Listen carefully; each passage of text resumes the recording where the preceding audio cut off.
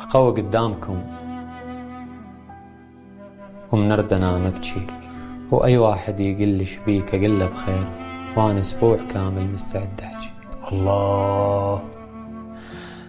رسالة أتمنى توصل للي يعيش وياي. الإنسان الحزين تبين أحزانه، يعني من التصرف واضح المقهور، ترى مو إلا يبكي ويحكي بلسانه. الله. وإذا سديت باب الغرفة يا عنانه، كلش منتهي وسالفته خربانه، وراح أسكت بعد ما سولف البيه. يعني تريد تحكي شوية بس ترتاح، ويجي واحد يقول لك طاقة سلبية، يقول لك طاقة سلبية.